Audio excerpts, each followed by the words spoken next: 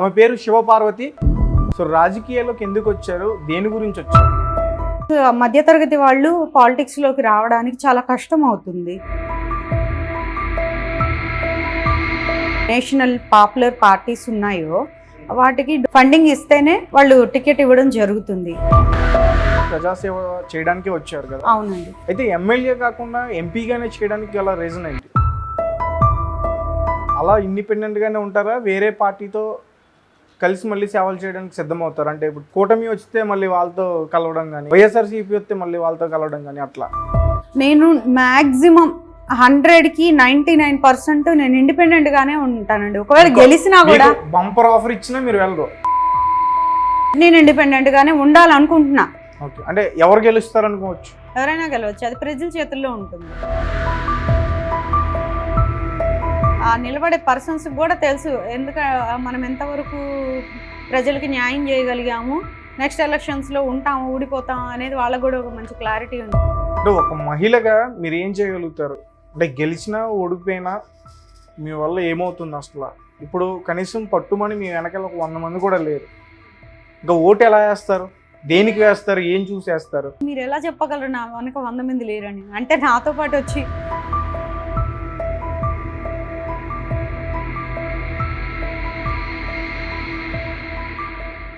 మీరు చేయాల్సినవన్నీ కూడా ఇప్పుడు మీరు ఏదైతే అంటున్నారో మహిళా మండలిలో ఉండి మీరు చేయొచ్చు కదా, ఎందుకు రాజకీయంగా చేయాలనుకుంటున్నారు? రాజకీయంగా ఎందుకు చేయాలనుకుంటున్నాం అంటే మహిళా మండలిలో మేము ఫండింగ్ చేసి చాలామంది గుర్తించరు. ఫండింగ్ అనేది వందలు ఒకళ్ళు ఇస్తారు. మన చేతి నుంచే అయితే మనం ఒక 100 మందికి ఫుడ్ పెట్టగలం, క్లాతింగ్ ఇవ్వగలం, లేదా వృద్ధుల దగ్గరికి వెళ్ళి వాళ్ళకి ఏం కావాలో ఆ నీడ్స్ చూసుకోగలుగుతాము. అంతేగాని 1000 మందికి చూసుకోవాలంటే చూసుకోలేము. అదే ఇందులో ఉంటే, పాలిటిక్స్లో ఉంటే నిరుద్యోగులకి న్యాయం చేయొచ్చు, మనకి రావాల్సిన నిధులు ఆగిపోయిన దాని గురించి మనం ఫైట్ చేయొచ్చు, ఇంకా ఏమైనా మనకు ప్రాబ్లమ్స్ ఉంటే దానికి గురించి మనం ఫైట్ చేయొచ్చు లోక్సభలో. సో దానికన్నా ఇక్కడ ఎక్కువ పోరాడడానికి ఆప్షన్స్ ఉన్నాయి. దానివల్ల నేను చూస్ చేసుకున్నాను. ఆల్రెడీ అక్కడ ఎంతవరకు చేయాలో అది మాత్రం చేసేసానండి. చాలా నేను పోస్ట్ చేసుకోలేదు. అంటే ఏమైనా నెగిటివ్ కామెంట్స్ వస్తాయని ఒకటి. సోషల్ మీడియాలో మధ్య నేను యాక్టివ్గా లేను. ఎప్పుడన్నా ఒకసారి అనాథాశ్రమంకి వెళ్ళింది, బర్త్డే కంపల్సరీ వెళ్తాను, అప్పుడు మాత్రం షేర్ చేస్తాను అనమాట, ఎఫ్బీలో కానీ అట్లా. ఇంకా చాలా ఉన్నాయి నా ఫోన్లో షేర్ చేయనివి, కావాలంటే మీకు ఇస్తాను, మీరు పోస్ట్ చేసుకోవచ్చు. సాధారణంగా ఒక మహిళ రాజకీయాల్లోకి వస్తే అంటే వ్యక్తిగతంగా కూడా చాలామంది కూడా ఆమెని తిట్టడం కానీ, ఇలాంటి బాడీ షేమింగ్ కానీ ఇట్లాంటివన్నీ కూడా చేస్తూ ఉంటారు. అవునండి. ఇందులో మరీ ముఖ్యంగా ఈ సినిమా వాళ్ళని ఇంకా ఎక్కువగా అవును. రోజా, ఆమె కూడా ఒక నటి, జబర్దస్త్ షోలో కూడా జడ్జిగా చేశారు. ఆమె చాలా తీవ్రంగా ఎదుర్కొన్నారు చాలా మాటలు. అంటే మీరు ఇప్పుడు ఎట్లాంటి డెసిషన్ తీసుకుంటారు? ఇప్పుడు వెళ్తే మిమ్మల్ని కూడా ఎట్లానే ఖచ్చితంగా మీ మీద క్రియేట్ చేస్తారు, ఉన్నవి లేనివి కూడా క్రియేట్ చేస్తారు, అవన్నీ ఎదుర్కోవడానికి మీరు సిద్ధమేనా? సొసైటీ అన్నాక అందరి మైండ్ సెట్ ఒకలా ఉండదండి. అందరూ ఇప్పుడు పవన్ కళ్యాణ్ గారికి చాలా ఫాలోయింగ్ ఉంది, ఆయన చాలా మంచి వ్యక్తి. రాజకీయాల్లో కూడా ఆయన సొంత డబ్బులు ఖర్చు పెట్టున్నారు. వచ్చాక గెలవకపోయినప్పటికీ చాలామందికి జేబులో డబ్బులు తీసి పెట్టడం జరిగింది. అట్లాంటిది ఎవరు చేయలేదు. అంత మంచి నేమ్ ఉన్నప్పటికీ ఆయన గెలవలేకపోయాడు. అంటే అభిమానం అయితే చాలా ఉంది. పాలిటిక్స్కి వచ్చేసరికి కొంచెం డిఫరెన్షియేషన్, పార్షియాలిటీ చూపిస్తున్నారు. సో అట్లానే మనము అందరూ మంచి వాళ్ళు అనుకోలేము, అందరూ చెడ్డవాళ్ళు అనుకోలేము. సపోర్ట్ చేసే వాళ్ళు ఉంటారు, చేయని వాళ్ళు తిట్టేవాళ్ళు ఉంటారు, టైంపాస్కి సెటైర్లు వేస్తూ ఎంజాయ్ చేసేవాళ్ళు ఉంటారు, రకరకాల పీపుల్ ఉంటారు. అవన్నీ తీసుకోగలిగినప్పుడే మనం ముందుగా స్టెప్ వేయగలుగుతాము. ఆల్రెడీ నేను ఫేస్ చేశాను, మీడియాలోకి వచ్చి ఇవన్నీ ఫేస్ చేశాను. నాకు దానికి మీద ఒక అవగాహన వచ్చేసింది. సోషల్ మీడియా అంటే ఇదే. కొంతమంది మనల్ని సపోర్ట్ చేస్తారు, కొంతమంది సెటైర్లు వేస్తారు, పని పాట లేని వాళ్ళు తిడుతుంటారు, లేదా ఏదో పిచ్చి కామెంట్లు పెడుతుంటారు. అవన్నీ కూడా పట్టించుకోకుండా మన ఎజెండా ఏదైతే ఉందో, సేవ ఏదైతే చేయాలనుకున్నాం దాని మీద ఫోకస్ చేసుకుంటూ ముందుకెళ్ళిపోవడమే కానివ్వండి. అవి పడాల్సి వస్తుంది ఇంకా కొన్ని, తప్పదు. కానీ అన్నిటినీ ఆన్సర్ చేసుకుంటూ కామెంట్ చేసే వాళ్ళని మనము ఫేస్ టు ఫేస్ మాట్లాడలేము. ఇట్లా మీలాగా వచ్చి ఏదైనా అడిగితే దానికి ఆన్సర్ చెప్పడానికి నేను రెడీగా ఉన్నాను, ఫేస్ చేయడానికి. అయితే గుంటూరు నుంచి 2 బలమైన పార్టీలు ఉన్నాయి, ఇద్దరు కూడా బలమైన అభ్యర్థులు. ఒకరు కూటమిలో ఉన్నారు, ఒకళ్ళు వైఎస్ఆర్సీపీ నుంచి ఉన్నారు. సో వాళ్ళిద్దరినీ చూడకుండా గుంటూరు ప్రజలు మిమ్మల్ని ఎలా చూస్తారు? అది మనం చెప్పలేమండి. హ్మ్. ఇప్పుడు మీరు చెప్పింది అయితే నేను కూడా అనాలిసిస్ చేయలేను. ఇప్పుడు ఇప్పుడే ఇంతకు ముందే చెప్పాను కదా, పవన్ కళ్యాణ్ గారు ఎక్కడికి వెళ్ళినా కుప్పలు కుప్పలు జనాలు వస్తారు. ఆయనకి సోషల్ మీడియాలో విపరీతమైన ఫాలోయింగ్ ఉంది. పాపం ఆయన్ని ఓటేయడానికి మాత్రం వెనకాడుతూ అట్లా చేస్తున్నారు. సో ఇది కూడా ఎంతవరకు ఎట్లా జరుగుతుంది అనేది అది ప్రజల మీద డిపెండ్ అయి ఉంటుంది. ఓకే.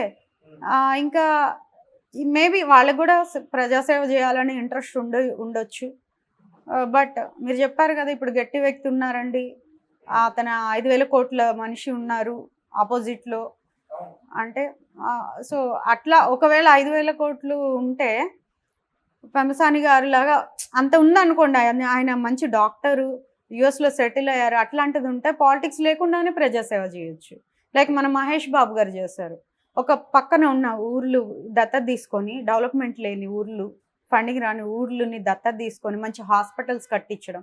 ఇన్ కేస్ నా దగ్గరే ఒక 5,000 కోట్లు ఉంటే నేను ఆ పని కూడా చేసి ఉండేదాన్ని. ఫస్ట్ ఆ పనే చేసేదాన్ని. పాలిటిక్స్లో ఎంటర్ అయ్యే ముందు కన్నా చిన్న చిన్న ఊర్లు పక్కన ఏవైతే మరీ బేసిక్ నీడ్స్ అంటే వెనకబడిన ప్రాంతాలు, హాస్పిటల్ వసతులు కానీ, రోడ్లు కానీ, మంచి స్కూల్స్ కాలేజెస్ లేని ఉంటాయో ఆ ఊరు దత్తత తీసుకొని ప్రతి ఒక్క ఇంటిని నా ఫ్యామిలీ లాగా రెస్పాన్సిబుల్గా చూసుకునేదాన్ని. అంత అమౌంట్ నాకు ఉంటే చూసుకోవడానికి పాసిబిలిటీ ఉంది కదా, అలా కూడా సేవ్ చేయొచ్చు. మరి ఆయనకి రాజకీయాల మీద ఇంట్రెస్ట్ ఉందేమో మనకు తెలియదు. ఒకళ్ళ గురించి కూడా నేను మాట్లాడదలుచుకోలేదు. మీకెందుకు వచ్చింది అసలు ఇంట్రెస్ట్ రాజకీయాల్లో? ఎప్పుడు వచ్చింది? ఎలాంటి సందర్భాల్లో వచ్చింది? అంటే ఏదైనా అనుభవం మీకు ఎదురైందా? అనుభవం ఎదురవుతుందండి, అన్ని చూస్తూనే ఉన్నాను. అంటే లోకల్ కదా, మనమే యూఎస్లో చదువుకో. అంటే ఇప్పుడు రాష్ట్రం విడిపోయిన తర్వాత, రాష్ట్రం విడిపోక ముందు నుంచి చూస్తున్నాను. డెవలప్మెంట్ అనేది కొన్ని ఏరియాస్లోనే బాగా జరుగుతుంది, కొన్ని జరగట్లేదు. ప్రభుత్వం ఏదైతే పథకాలు ఇస్తుందో అవి అందరూ లబ్ధిదారులు అవ్వట్లేదు. అవి డాక్యుమెంట్స్ ఇంకోటనో రిస్ట్రిక్షన్స్ పెట్టి ఫ్రాడింగ్ అనేది జరుగుతుంది. ప్రభుత్వము ఇచ్చే నిధులు ప్రజల దాకా రాకుండా అవి తప్పుదారి పెడుతున్నాయి. అవన్నీ నేను గమనించాను. సో దానికోసమే నేను ఈ స్టెప్ తీసుకున్నాను. నన్ను చూసి ఇంకా కొంతమంది మిడిల్ క్లాస్ పీపుల్ రావచ్చు పాలిటిక్స్లో, కానీ నేను ఎక్స్పెక్ట్ రావాలని కోరుకుంటున్నాను. నా ఏజ్ వాళ్ళు కానివ్వండి, నాలెడ్జ్ ఉన్నవాళ్ళు, నేను మీ ముందు అడుగేస్తున్నాను, మీరు నా వెనుకుంటారు అనుకుంటున్నాను. మీకు ఇంట్రెస్ట్ ఉంటే మీరందరూ కూడా పాలిటిక్స్లో రండి. ఇంకా మహిళలు, లేడీస్ ఎవరైతే ఉన్నారో 30 years అబోవ్ వాళ్ళకి కూడా నేను సపోర్ట్ ఉంటాను, నేను ముందుంటాను.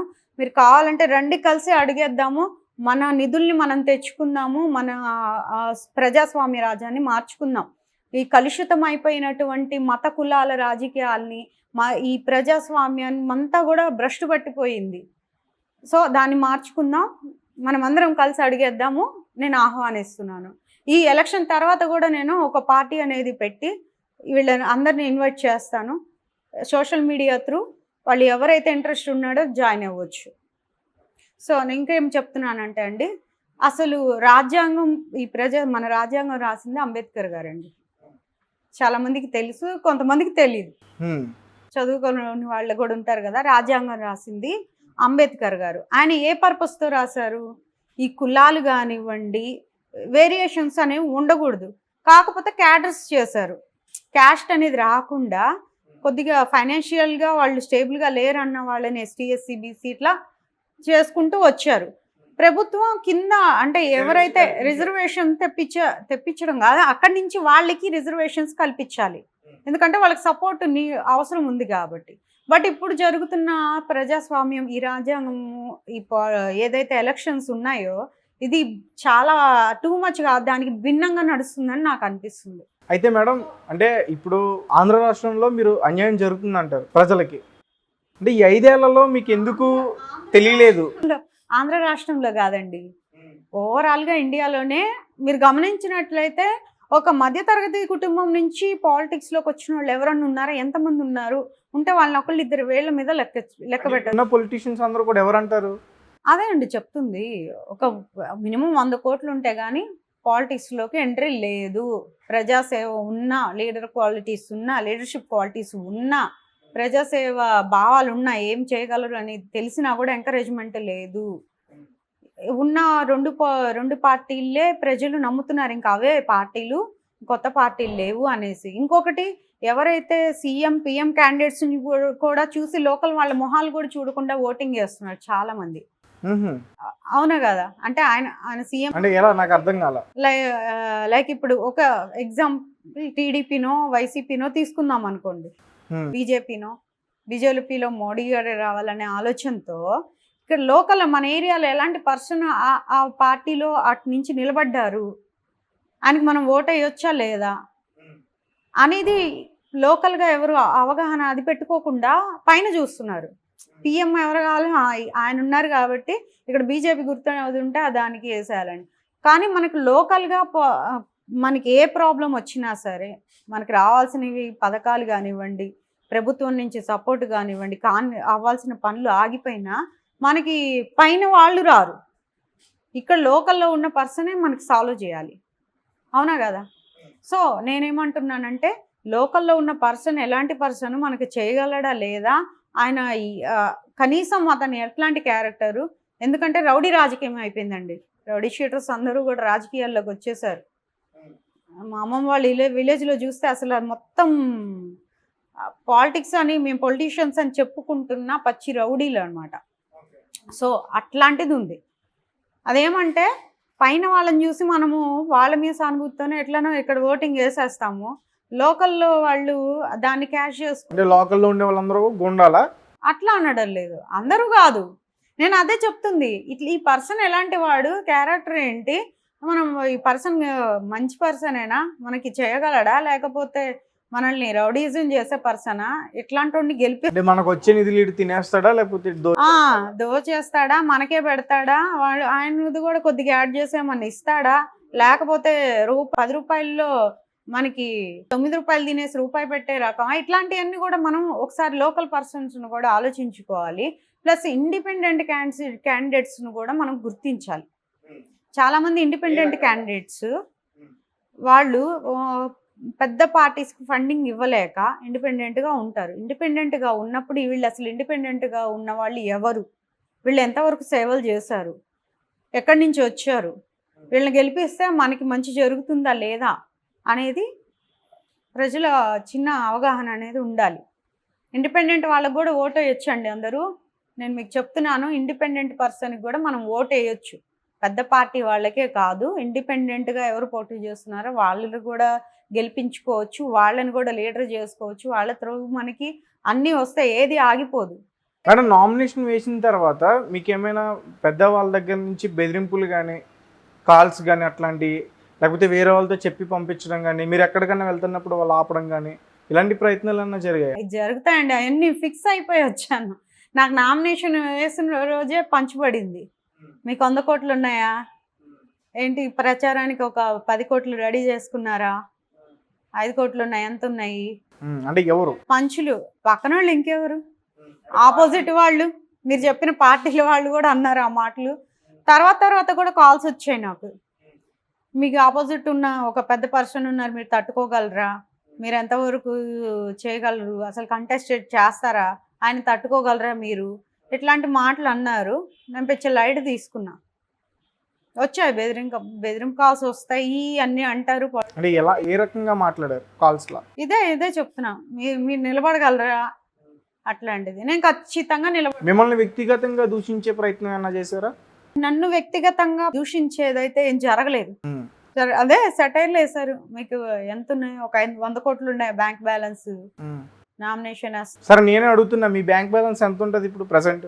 నా బ్యాంక్ బ్యాలెన్స్ ఉన్నా నేను ఒకటే చెప్తానండి, ఎవరు అందరు నామినేషన్స్ వేశారు, ఒకళ్ళు ఎక్కువ చూపించారు ఎఫిడవిట్లో, ఒకళ్ళు తక్కువ చూపించారు. ఎక్కువ చూపించిన వాళ్ళైనా తక్కువ చూపించిన వాళ్ళైనా బ్యాంక్ బ్యాలెన్స్ ₹1000 ఉన్న వాళ్ళున్నా, 1000 కోట్లు ఉన్న వాళ్ళున్నా, ఎవరు కూడా ప్రజలందరికీ ఎవరైతే వాళ్ళు నుంచున్నారో ఆ నియోజకవర్గంలో, ఏదైతే పార్లమెంటరీ నియోజకవర్గం కానివ్వండి, లేకపోతే ఇది మన అసెంబ్లీ నియోజకవర్గం కానివ్వండి, వాళ్ళు జోబులో ఎవరిది తీసి పెట్టరు కదా, జోబులో ఖర్చు పెడతారా? లేదు. వచ్చిన నిధుల్ని ప్రజల దాకా అందిస్తున్నాం లేదా, అవి సక్రమంగా మనం చేరుస్తున్నాము లేదా, మేనేజ్మెంట్ ఏ పథకాలు ఇవ్వాలి, ఈ నాలెడ్జ్ అనేది ఉండాలి వాళ్ళకి. బ్యాంక్ బ్యాలెన్స్ కాదు ఉండాల్సింది, ఎందుకంటే బ్యాంక్ బ్యాలెన్స్ ఉన్నా కూడా వాళ్ళ బ్యాంకుల్లో నుంచి తీసి ఇల్లులు కొనిపించరు పేదోళ్ళకి. ఒక 100 కోట్లు తీసి ఒక 100 మందికి ఇల్లులు కొనిపించరు. అయ్యేయి జరిగే పనులు కాదు. అందరూ పెట్టేది ఈ వచ్చిన నిధుల నుంచే, పైనుంచి వచ్చే నిధుల నుంచే. ఆ పైనుంచి అంటే మనం పే చేస్తున్న ట్యాక్సులు, పన్నులు. ఏదైతే ప్రభుత్వానికి మనము కేంద్రానికి అలాగే రాష్ట్రానికి పన్నుల రూపంలో పే చేస్తున్నామో అవే నిధుల రూపంలో మళ్ళీ మనం తెచ్చుకొని డెవలప్మెంట్కి అడిగి తెచ్చుకొని డెవలప్ చేసుకోవాలి. లోకల్ వాళ్ళైతే యాజ్ ఏ ఎంపీ క్యాండిడేట్ కాబట్టి నేను కేంద్రంలో ఫైట్ చేయాలి.